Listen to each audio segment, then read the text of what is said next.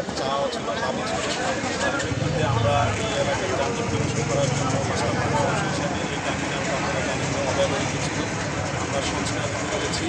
এই এলাকার traffic system উন্নতি করার জন্য আমাদের স্থানীয় আইনশৃঙ্খলা রক্ষাকারী বাহিনীর প্রধান আপনারা দেখতে পাচ্ছেন আছেন অফিসার টিচার, আরও ঐকান্তিক প্রচেষ্টা ছিল। আমরা এখানে শ্রমিক ভাইদের কল্যাণের জন্য আমরা ওয়াশ ব্লক নির্মাণ এবং সংস্কার করার হাতে নিয়েছি।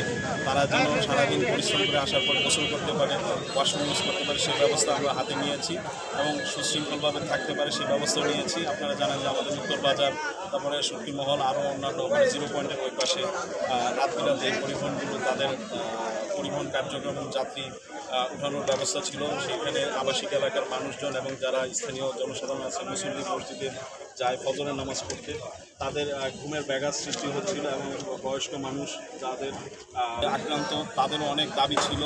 এই কারণে আমরা সকল কিছু বিচার বিশ্লেষণ করে স্থানীয় জনপ্রতিনিধিদের সমন্বয়ে শ্রমিক ভাইদেরকে নিয়ে আমরা এই ইয়াটা করার ব্যবস্থা নিয়েছি।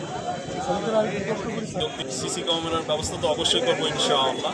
আরেকটা বিষয় আছে, আমাদের আইনশৃঙ্খলা রক্ষাকারী বাহিনীর সদস্যবৃন্দরা আছে, তারা গভীর রাতে টহল কার্যক্রম আরও যেন জোরদার করে, আমরা সেইভাবে ব্যবস্থা অবশ্যই ইতিমধ্যে নিয়েছি।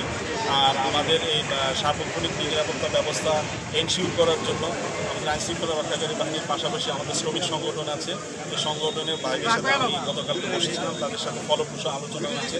তারা তাদের পক্ষ থেকে স্বেচ্ছাসেবক নিয়োগদান করবেন এবং আপনারা জানেন যে পৌরসভার পক্ষ থেকে এখানে পর্যাপ্ত লাইটিংয়ের ব্যবস্থা করা হয়েছে, আমাদের কাজগুলো চলমান আছে। আমরা এখানে এই যে মাদক সেবন এবং মাদকের আখড়া, এটা অব্যবস্থাপনার কারণে, ব্যবহার না হওয়ার কারণে এতদিন এই অবস্থা হয়েছিল। আশা করি ইনশাআল্লাহ এখন থেকে হবে না, আর যদি হয়ে থাকে এই বিষয়ে আমরা কঠোর আইনানুগ ব্যবস্থা নেব এবং অবশ্যই আমাদের জিরো টলারেন্স থাকবে।